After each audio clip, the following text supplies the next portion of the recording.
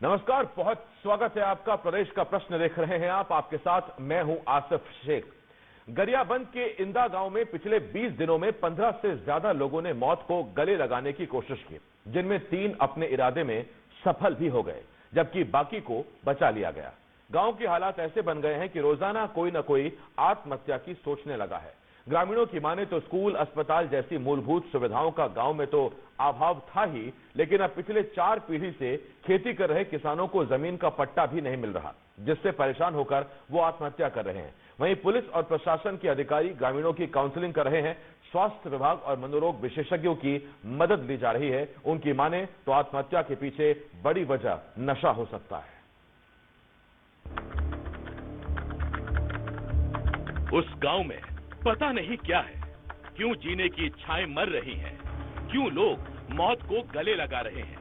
न प्रशासन समझ पा रहा, न पुलिस गुत्थी सुलझा पा रही।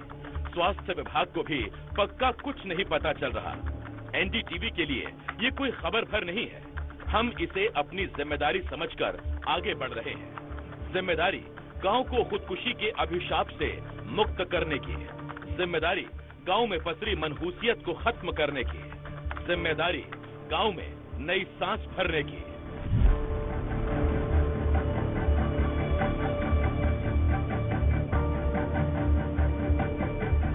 शुक्र है ये खुदकुशी टल गई। समय रहते लोगों ने एक जिंदगी बचा ली, लेकिन कल क्या होगा किसी को नहीं पता। नहीं पता कि किसकी जान बचेगी, किस घर से चीख उठेगी, कौन नहीं रहेगा। हम गरियाबंद के इंदा गांव में हैं। मैनपुर विकास खंड के इंदा गांव में, करीब 3500 की आबादी वाले गांव में। बस्ती में पिछले 1 सप्ताह में कभी पुलिस की टीम जांच के लिए पहुंच रही है, तो कभी प्रशासनिक अफसर, स्वास्थ्य विभाग और मनोवैज्ञानिकों की टीम भी ज्यादा कुछ समझ नहीं पा रही। यहाँ पिछले 20 दिनों में 15 से ज्यादा लोगों ने आत्महत्या की कोशिश की। 12 समय रहते बचा लिए गए। 3 ने मौत को गले लगा ही लिया। हालात ये है कि हर रोज किसी न किसी घर से आत्महत्या की कोशिश का मामला सामने आ रहा है। प्रशासनिक प्रयासों से कुछ नहीं निकला तो ग्रामीण गांव की देवी की शरण में पहुंच रहे हैं। गांव के बड़े बुजुर्ग कहते हैं कि असुविधाओं के अंबार ने गांव को इस हाल में पहुंचा दिया। गांव में न स्कूल है न अस्पताल। हालात ये है कि पिछली 4 पीढ़ी से खेती कर रहे ग्रामीणों को जमीन का अब तक पट्टा भी नहीं मिला है। कहते हैं किसानों को मिलने वाली कोई सुविधा इस गांव तक नहीं पहुंची। बेरोजगारी चरम पर है। गांव वाले कहते हैं कि ऐसी स्थिति में हर तरफ निराशा ही निराशा है। इंदा गांव में लगातार हो रही आत्महत्याओं और आत्महत्या की कोशिशों ने प्रशासन को भी चिंता में डाल दिया है। प्रशासनिक अमला स्वास्थ्य और मनोरोग चिकित्सकों को लेकर शिविर लगा रहा है। लगातार काउंसलिंग की जा रही है। हालांकि स्वास्थ्य विभाग और मनोरोग विशेषज्ञ इस अनहोनी के पीछे नशे को एक बड़ी वजह बता रहे हैं। जानकारी के अनुसार वहाँ 3 लोगों ने आत्महत्या किया है और लगभग 8 लोगों ने आत्महत्या करने का प्रयास किया है। जिन लोगों ने आत्महत्या की, उनके परिजनों से बातचीत के दौरान प्रथम दृष्टया यह निकल के आया कि वे बहुत ज्यादा नशा के आदी रहे और उनमें सहन शक्ति की कमी पाई गई थी। हमारी मेंटल हेल्थ यूनिट की टीम वहाँ पे जा रही है, हमारे डीओ जा रहे हैं, हम सर्वे कर रहे हैं, हम दवाई खिला रहे हैं। वहाँ पे लोगों को क्रॉनिक अल्कोहलिज्म और कैनबिस लेने की आदत है। अब हमने सोचा कि अगर ऐसे ही प्रॉब्लम बहुत ज्यादा क्रिएट होगी तो यहाँ पे हमारा एक एनजीओ है जो डी एडिक्शन सेंटर चलाता है, उसके पास 25 से 30 बेड है। अगर बहुत ज्यादा प्रॉब्लम होगी तो हम वहाँ से पेशेंट को रिलोकेट करेंगे सेंटर में। अभी टीम जा रही है, रोज ही जा रही है।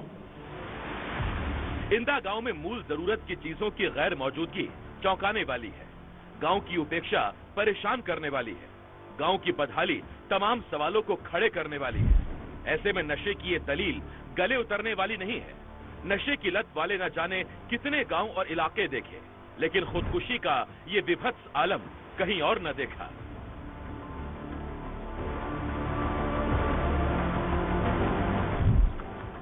फिर भी इंदा गांव के लोगों से आग्रह है कि अपने और अपनों को नशे से दूर रखें। प्रशासन से उम्मीद है कि इंदा गांव का पुरजोर ख्याल रखें। स्वास्थ्य महकमे से आग्रह है कि वह त्रासदी के गांव छोड़ने तक यहां डेरा डाले रहें। एनडीटीवी फिर कह रहा है, हमारे लिए ये खबर नहीं, मुहिम है। इंदा गांव को स्वस्थ और खुशहाल करने की मुहिम। हम इंदा गांव की आवाज बनकर बढ़ेंगे। हम इंदा गांव के साथ खड़े रहेंगे। एनडीटीवी के लिए हिमांशु सांगाणी की रिपोर्ट। और मेरे सहयोगी हिमांशु सांगाणी इस वक्त मेरे साथ जुड़ रहे हैं, तो साथ ही अर्चना सहाय काउंसलर हैं हमारे साथ जुड़ रही हैं। अर्चना जी, आपका डिबेट में बहुत स्वागत करता हूं। कुछ और मेहमान भी जुड़ेंगे। अर्चना जी, ये क्या समझ में आ रहा है आपको? ये देखा देखी सुसाइड की तरफ बढ़ रहे हैं लोग। 20 दिनों में अचानक ऐसा क्या घटा होगा कि 15 लोगों ने सुसाइड की कोशिश की और 3 ने तो अपनी जान दे भी दी?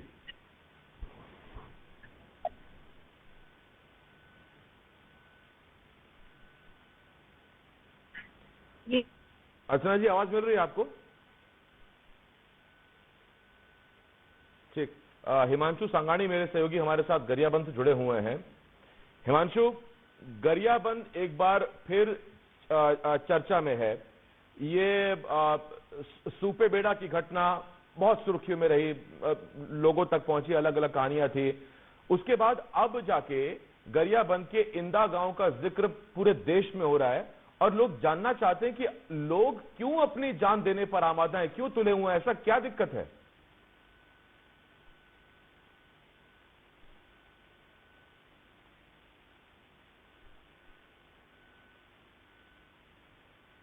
हिमांशु, आप खुद को अनम्यूट कर लीजिए।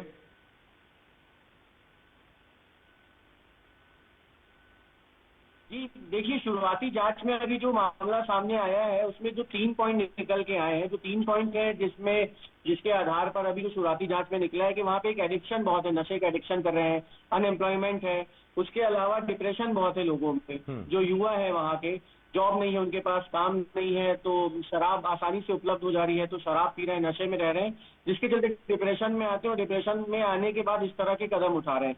3 लोगों ने तो सुसाइड कर लिया है, लेकिन जो 12 लोग हैं जिनको बचाया गया है, उसके अलावा और कई भी हैं जो यहाँ पे डिप्रेशन में है। और जो स्थानीय प्रशासन है वो यहाँ पर मनरेगा में काम दिलाने की बात करता है कि हम मनरेगा में काम दिला देंगे, हम कोई दूसरा शुरू करते हैं। हालांकि 20 दिन हो गया और कोई अभी बड़ी पहल स्थानीय प्रशासन ने यहाँ पे की नहीं है।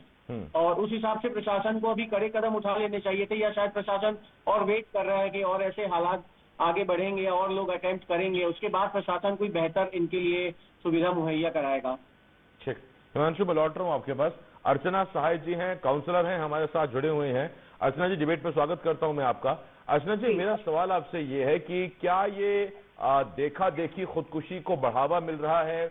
अचानक ऐसी 20 दिनों में क्या परिस्थितियां बदली होंगी कि लोग खुद अपनी जान देने पर आमादा हैं? और 3 लोगों ने तो सुसाइड कर भी लिया।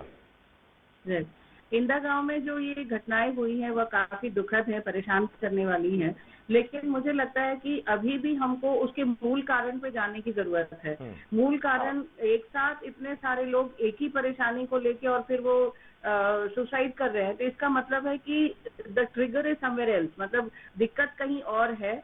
और वो मुझे लग रहा है बेरोजगारी भी एक हो सकती है, और बेरोजगारी के साथ साथ उनके पास में शिक्षा का भी अभाव रहा होगा। गांव में सुविधाओं का अगर कोई अभाव है तो ये जो है पंचायत स्तर पर लोगों को इसकी जानकारी लेने की जरूरत है कि क्या बात है, क्या परेशानी है। और सबसे बड़ी बात देखने में आ रही है कि पुरुष ही आत्महत्या कर रहे हैं, महिलाएं नहीं कर रही हैं। तो ये जानने की बहुत ज्यादा जरूरत होगी कि ऐसी क्या परेशानी है जो पुरुष लोग जो है वो फेस कर रहे हैं, परेशानियों को झेल रहे हैं। तो उनके परिवार के लोगों को चाहिए कि अगर वो अपने घर में किसी पुरुष को देख रहे हैं कि वो परेशान है, तो वो किसी के साथ अपनी बात को साझा करें, बताएं कि ऐसा ऐसा है और मेरे घर में जो बिहेवियर पर। और आत्महत्या करना वो 1 सेकंड के अंदर डिसीजन नहीं हुआ है, पूरा एक जो ग्रुप, इतने सारे लोग आत्महत्या कर रहे हैं। नशा एक बहुत बड़ा कारण निकल के आ रहा है, लेकिन समस्या ये है कि नशे के लिए उनके पास पैसे कहाँ से आ रहे हैं। तो पैसा भी शायद कहीं नहीं हो पा रहा होगा, या गलत तरीके से वो लोग कमा रहे होंगे, कर्ज में बहुत ज्यादा डूबे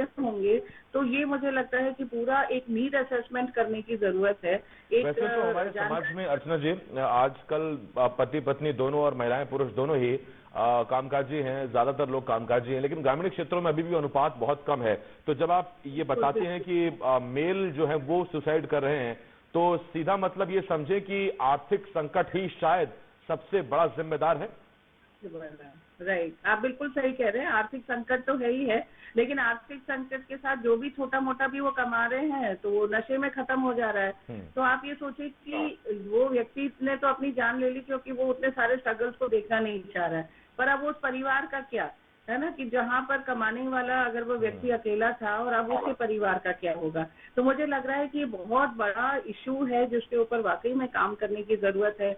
प्रशासन डेफिनेटली कुछ ना कुछ कर ही रहे होंगे, योजनाएं बहुत सारी हैं, उन योजनाओं को इन परिवारों के साथ में जोड़ने की जरूरत है। और नशा मुक्ति केंद्र जो मैडम अभी जो हाल में बता रही थी कि अगर ऐसा कुछ होगा तो उनको नशा मुक्ति केंद्र में, और आजकल नशा छुड़ाने के लिए होम्योपैथिक मेडिसिन भी काफी आ रही है, व्यक्ति को पता भी नहीं लगता है, खाने में उसको धीरे से मिला के दे दो और उससे वो नशा छूट जाता है। तो नशा छुड़ाने के लिए भी बहुत सारे प्रयास करने की जरूरत है मुझे लग रहा है। तो 2-3 चीजें समझ आ रही है, एक तो बेरोजगारी है और काम नहीं है, और ऊपर से सुविधाओं की कमी है, योजनाओं के साथ में जुड़ाव नहीं हो पा रहा है उनका, और जो परिवार में जो भी उनको सपोर्ट मिलना चाहिए वो नहीं हो पा रहा है।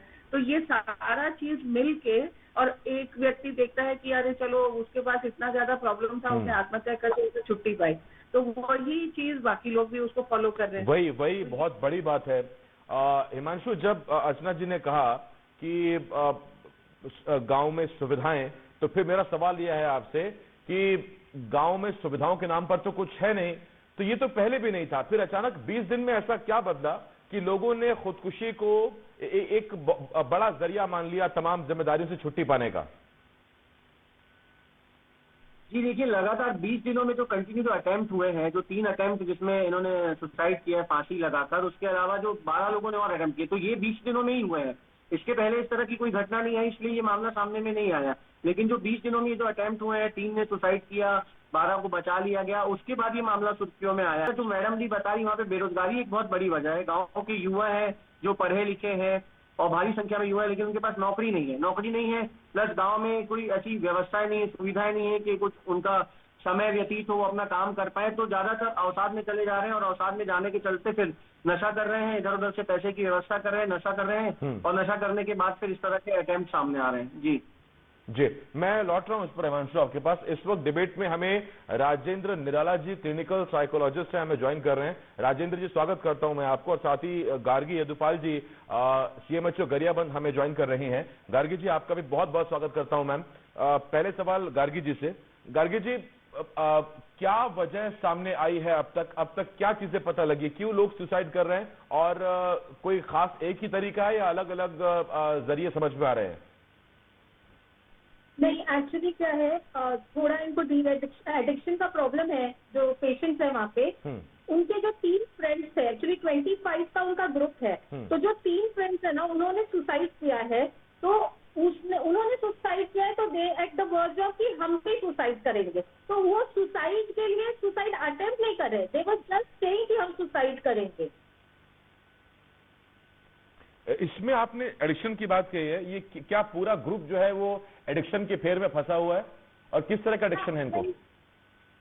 अल्कोहल है, कैनबिस होगा, और बाकी निराला जी ने पूरी डिटेल्ड हिस्ट्री ली है हिलेक्स पे।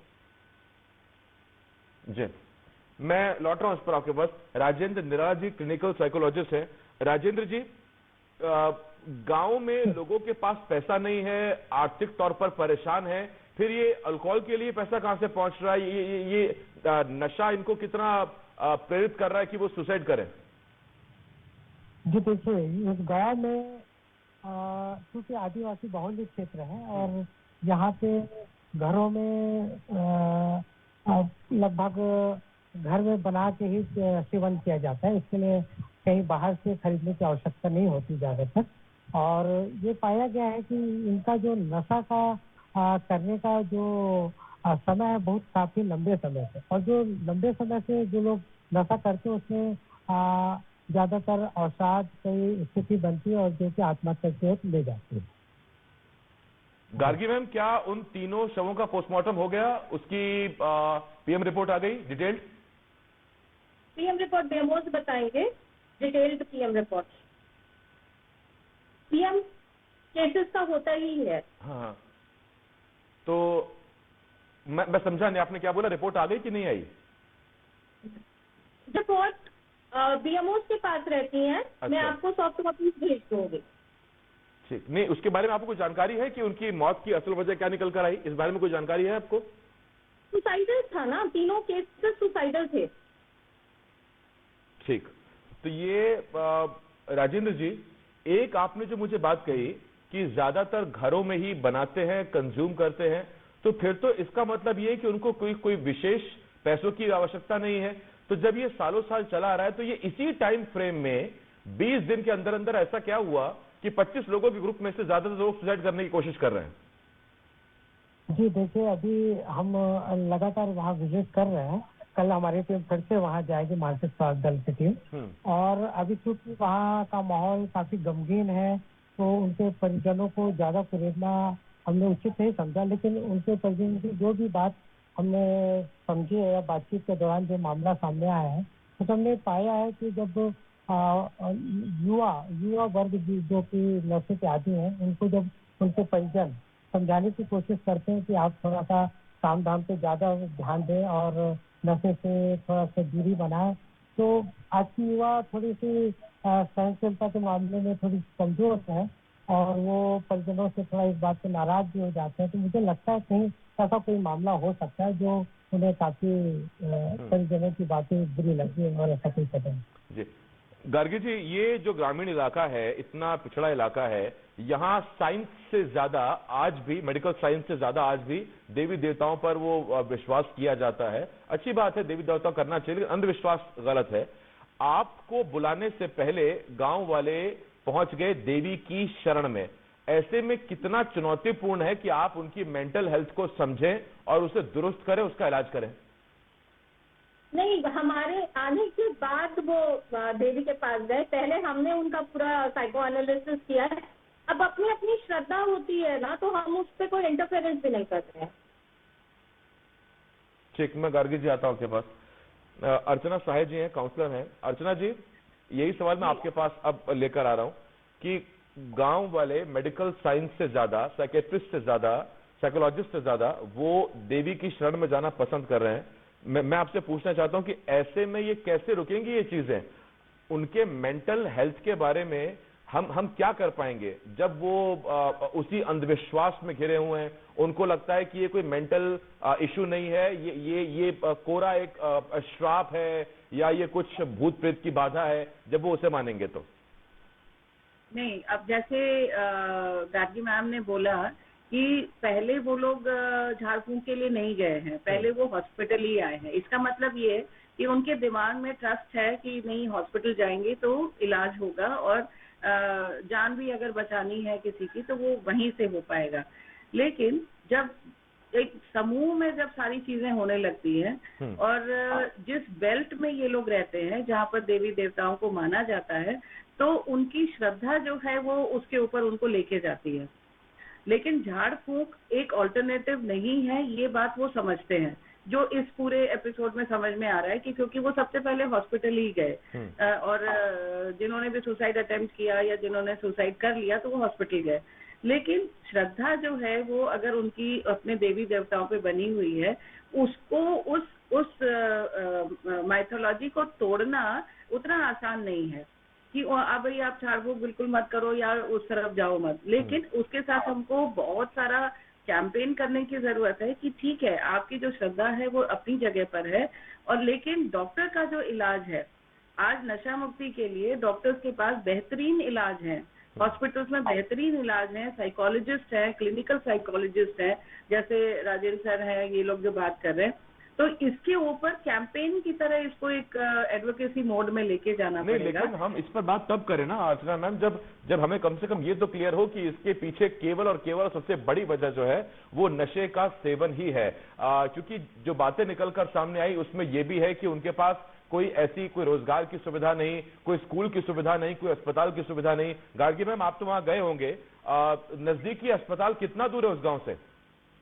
नहीं, वहाँ पे जो बीएमओज है ना वो बहुत एक्टिव हैं, अंडर प्रिविलेज्ड एरिया है, उनके अपने रिचुअली बिलीफ हैं और वो उस बिलीफ को ना क्रश नहीं करना चाहते हैं। तो हम उस चीज पे कहीं नहीं रहे। अब हमारा स्टाफ वहाँ जाके डिलीवरी करवाता है, वैक्सीनेशन करवाता है, तो हमारा स्टाफ वहाँ पे जाके साइको एनालिसिस भी करेगा। नहीं, बहुत जरूरी है, उनकी मानसिक स्थिति का पता होना जरूरी है। ट्रस्ट आवर हेल्थ सिस्टम ना, तभी तो वो हमें इन होने देते हैं और प्रॉब्लम्स बताते हैं ना, नहीं तो ऐसी चीजें people don't talk in front of everyone also ना, they trust our health system that is why they are coming to our counsellors, our doctors.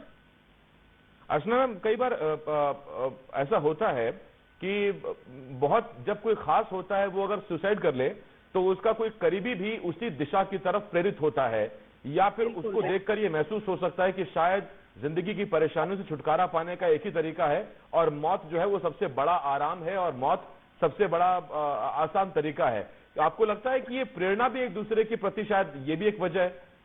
बिल्कुल, क्योंकि समस्या सबकी एक जैसी है ना, बेरोजगारी की समस्या है या उनके घर की जो समस्या है, पैसा नहीं है घर में और वो नशे के लिए वो अलग अलग चीजों का इस्तेमाल कर रहे हैं, जो भी उनको मिल जाए। तो जरूरी नहीं कि वो लोग सब दारू ही पी रहे होंगे, वो दूसरी भी अलग अलग तरीके के नशे, और वो कई बार पैसे से भी मिलता है। तो वो पैसा कहाँ से आएगा? कर्जा इतना ज्यादा है। अब मैं बस इतना ही रिक्वेस्ट करूंगी कि हिमांशु जी, चूंकि वहां पर काफी देख रहे हैं वहां पे सारे काम को, थोड़ा नीड असेसमेंट करिए कि हर घर में जो ये परिवार के लोग हैं कितना कर्जा है इनके ऊपर। ये बहुत बड़ा एक वजह निकल के आती है जब लोगों के ऊपर वो बर्डन हो जाते हैं कर्जे से, और वो कर्जा कहाँ से लिया है, कितने परसेंटेज पे उनको लौटाना है, और वो लौटा नहीं पा रहे हैं, और नहीं लौटा पा रहे हैं, सुविधाएं है नहीं, काम है नहीं, बेरोजगारी है। तो इससे बड़ा तो और उसको वो उससे निजात पाने के लिए वो अल्कोहल ले रहे हैं या नशे का जो भी आदि होते हैं। हिमांशु, ये आपके लिए एक इन्वेस्टिगेशन का पॉइंट रहेगा। आप जरूर ये, क्योंकि एंगल बहुत बड़ा है, और ये पता करिएगा कि गांव वालों पर एवरेज और पर घर पर कितना कर्जा है। गार्गी मैम, कल आपकी टीम इंदा गांव जा रही है, मोटिव क्या रहने वाला है? आप क्या पता करने की कोशिश करेंगे, या क्या कुछ कल की इस दौरे पर रहेगा? एक्चुअली हमें तो एक और चीज पता चली है, जो इनका ग्रुप था 23 लोगों का, तो 3 ने सुसाइड किया है। तो दे आर मेंटली डिस्टर्ब, जो आपने मैम ने अभी कहा ना कि मेरा दोस्त था, तो हम वो भी एनालिसिस कर रहे हैं, वो एंगल भी, कि बिकॉज ऑफ मतलब उनका रिलेटिव या उनके बेस्ट फ्रेंड की डेथ हो गई है, तो उसकी वजह से भी एक डिप्रेशन का कॉज है। ऐसा होता है ना, मतलब जो मैं सवाल पूछ रहा था, ऐसा होता है ना? हाँ, होता है ना।